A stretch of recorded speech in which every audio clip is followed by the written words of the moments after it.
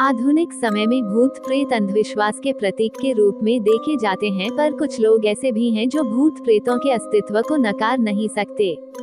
कुछ लोग पढ़े लिखे, जिन्हें भूत प्रेत पर पूरा विश्वास होता है, वे भी इन आत्माओं के अस्तित्व को नकार जाते हैं, क्योंकि उनको पता है कि अगर वे किसी से इन बातों का जिक्र किए तो सामने वाला भी, चाहे भले इन बातों को मानता हो, पर वो यही बोलेगा, पढ़े लिखे होने के बाद भी आप ये कैसी बातें कर रहे हैं।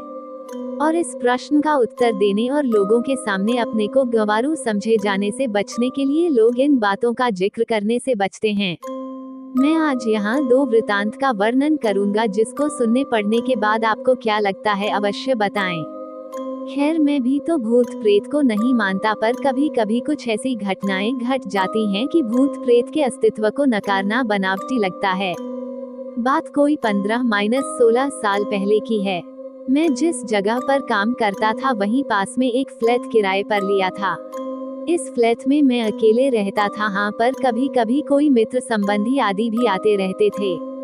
इस फ्लैट में एक बड़ा सा हॉल था और इसी हॉल से संबंध एक बाथरूम और रसोई घर। एक छोटे से परिवार के लिए यह फ्लैट बहुत ही अच्छा था, और सबसे खास बात इस फ्लैट की यह थी कि यह पूरी तरह से खुला खुला था। मैं आपको बता दूं कि इस फ्लैट का हॉल बहुत बड़ा था और इसके पिछले छोर पर शीशे जड़ित दरवाजे लगे थे, जिसे आप आसानी से खोल सकते थे। पर मैं इस हॉल के पिछले भाग को बहुत कम ही खोलता था, क्योंकि कभी कभी भूलवश अगर यह खुला रह गया तो बंदर आदि आसानी से घर में आ जाते थे और बहुत सारा सामान इधर उधर कर देते हैं। आप सोच रहे होंगे कि बंदर आदि कहां से आते होंगे, तो मैं आप लोगों को बताना भूल गया कि यह हमारी बिल्डिंग एकदम से एक सुनसान किनारे पर थी और इसके अगल बगल में बहुत सारे पेड़ पौधे, जंगली झाड़ियां आदि थीं। अपने फ्लैट में से नीचे झांकने पर सांप आदि जानवरों के दर्शन आम बात थी। एक दिन शाम के समय मेरे गांव का ही एक लड़का, जो उसी शहर में किसी दूसरी कंपनी में काम करता था, मुझसे मिलने आया। मैंने उससे कहा कि आज तुम यहीं रुक जाओ और सुबह यहीं से ड्यूटी चले जाना। पर वो बोला कि मेरी ड्यूटी सुबह 7 बजे से होती है, इसलिए मुझे 5 बजे जगना पड़ेगा, और आप तो 7-8 बजे तक सोए रहते हैं, तो कहीं मैं भी सोया रह गया तो मेरी ड्यूटी नहीं हो पाएगी। इस पर मैंने कहा कि कोई बात नहीं, एक काम करते हैं, 4 बजे सुबह का अलार्म लगा देते हैं और तुम जल्दी से जगकर अपने लिए टिफिन भी बना लेना, पर हाँ, एक काम करना, मुझे मत जगाना। इसके बाद वह रहने को तैयार हो गया। रात को खा पीकर लगभग 11:30 तक हम लोग सो गए। हम दोनों हाल में ही सोए थे। मैं खाट पर सोया था और वह लड़का लगभग मेरे से 2 मीटर की दूरी पर चटाई बिछाकर नीचे ही सोया था। एक बात और, रात को सोते समय भी मैं हाल में 0 वॉट का बल्ब जला कर रखता था। अचानक लगभग रात के 2 बजे मेरी नींद खुली। यहाँ मैं आप लोगों को बता दूं कि वास्तव में मेरी नींद खुल गई थी, पर मैं लेटे लेटे ही मेरी नज़र किचन के दरवाजे की ओर चली गई। मैं क्या देखता हूँ कि एक व्यक्ति किचन का दरवाजा खोलकर अंदर गया, और मैं कुछ बोलूँ उससे पहले ही फिर से किचन का दरवाजा धीरे धीरे बंद हो गया।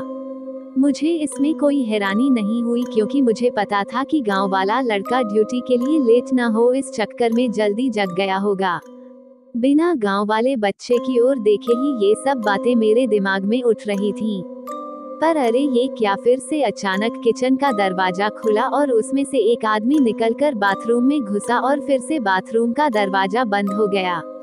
अब तो मुझे थोड़ा गुस्सा भी आया, और चूंकि वह गांव का लड़का रिश्ते में मेरा लड़का लगता है, इसलिए मैंने घड़ी देखी और उसके बिस्तर की ओर देखकर गाली देते हुए बोला कि बेटे, अभी तो 3 भी नहीं बजा है और तूने जगकर खटपट शुरू कर दिया। अरे ये क्या, इतना कहते ही अचानक मेरे दिमाग में यह बात आई कि मैं इसे क्यों बोल रहा हूँ, ये तो सोया है। अब तो मैं फटाक से खाट से उठा और दौड़कर उस बच्चे को जगाया। वह आंख मलते हुए उठा, पर मैं उसको कुछ बताए बिना सिर्फ इतना ही पूछा कि क्या तुम 2-3 मिनट पहले जगा था, तो वह बोला नहीं तो, और वह फिर से सो गया।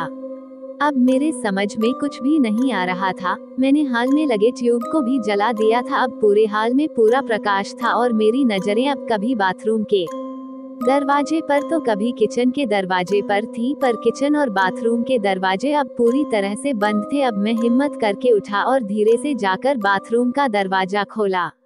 बाथरूम छोटा था और उसमें कोई नहीं दिखा। इसके बाद मैं किचन का दरवाजा खोला और उसमें भी लगे बल्ब को जला दिया, पर वहाँ भी कोई नहीं था। अब मैं क्या करूँ? नींद भी एकदम से उड़ चुकी थी। इस घटना का जिक्र मैंने किसी से नहीं किया। मुझे लगा यह मेरा वहम था और अगर किसी को बताऊंगा तो कोई मेरे रूम में भी शायद आने में डरने लगे। इस घटना को बीते लगभग 1 महीने हो गए थे और रात को फिर कभी मुझे ऐसा अनुभव नहीं हुआ। एक दिन मेरे गांव के 2 लोग हमारे पास आए। उनमें से एक को विदेश जाना था और दूसरा उनको छोड़ने आया था। वे लोग रात को मेरे यहाँ ही रुके थे और उस रात मैं अपने एक रिश्तेदार से मिलने चला गया था और रात को वापस नहीं आया। सुबह सुबह जब मैं अपने रूम पर पहुंचा तो वे दोनों लोग तैयार होकर बैठे थे और मेरा ही इंतजार कर रहे थे। ऐसा लग रहा था कि वे बहुत ही डरे हुए और उदास हों। मेरे आते ही वे लोग बोल पड़े कि अब हम लोग जा रहे हैं। मैंने उन लोगों से पूछा कि फ्लाइट तो कल है, तो आज की रात आप लोग कहाँ ठहरेंगे? उनमें से एक ने बोला रोड पर सो लेंगे, पर इस कमरे में नहीं। अरे अब अचानक मुझे 1 महीना पहले घटित घटना याद आ गई।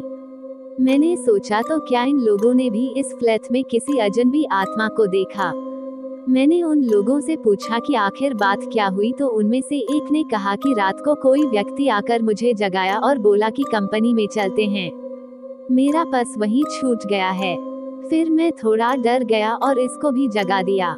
इसने भी उस व्यक्ति को देखा। वह देखने में एकदम सीधा साधा लग रहा था और शालीन भी। हम लोग एकदम डर गए थे क्योंकि हमें वो व्यक्ति इसके बाद किचन में जाता हुआ दिखाई दिया था और उसके बाद फिर कभी किचन से बाहर नहीं निकला और हम लोगों का डर के मारे बुरा हाल था। हम लोग रात भर बैठकर हनुमान का नाम जपते रहे और उस किचन के दरवाजे की ओर टकटकी लगाकर देखते रहे, पर सुबह हो गई है और वह आदमी अभी तक किचन से बाहर नहीं निकला है। अब तो मैं भी थोड़ा डर गया और उन दोनों को साथ लेकर तेजी से किचन का दरवाजा खोला, पर किचन में तो कोई नहीं था। हाँ, पर किचन में गौर से छानबीन करने के बाद हमने पाया कि कुछ तो गड़बड़ है।